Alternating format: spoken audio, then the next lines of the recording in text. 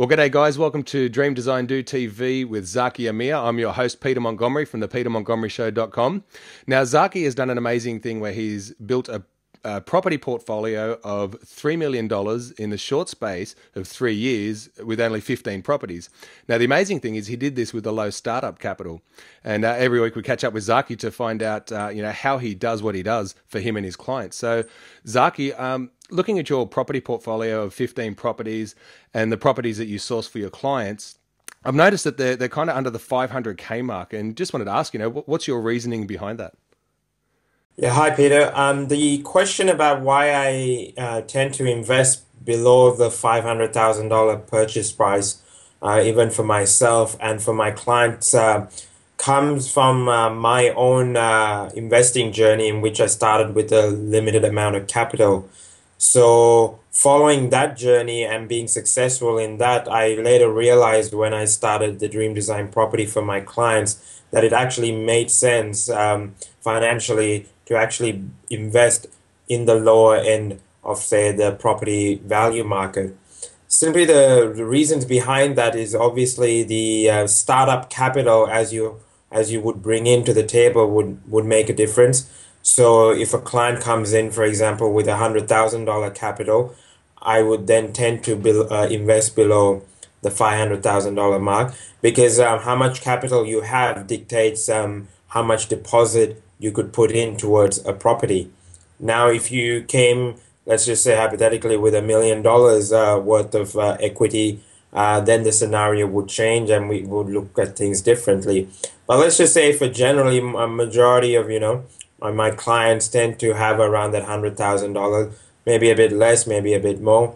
And the reason behind that is because the amount of funds you require per property would be less in terms of buying $1 million property, in which if your deposit is about 10%, then your entire $100,000 has gone towards the one property. Secondly, it comes to the diversification in terms of buying just one property, say in one particular area, for example, whether it's in Sydney, Melbourne, or Brisbane, closer to the city, or as opposed to, say, buying 4 properties with the $100,000 using the strategy I use and purchasing in different areas, in different locations that have different demographics, then it tends to be more diversified. Now, let's just say why it's important to diversify. For example, if the market makes an adjustment and the property values are starting to slide down due to a correction, by you having one property in one particular area, that one single property gets affected by its downturn value. However, if you had, say, 3, 4, or 5 properties diverse in different locations and because of different demographics, I wouldn't normally expect all those areas to come down in value at the same time. And that's why when I source properties for my clients, I diversify the areas I source so that there are no more than, say, for example, 3 properties, depending on the strategy, in one particular location. The other part is also when you're saying creating value. See, most of my strategies tend to be on creating value, to create equity, as opposed to waiting on market capital growth.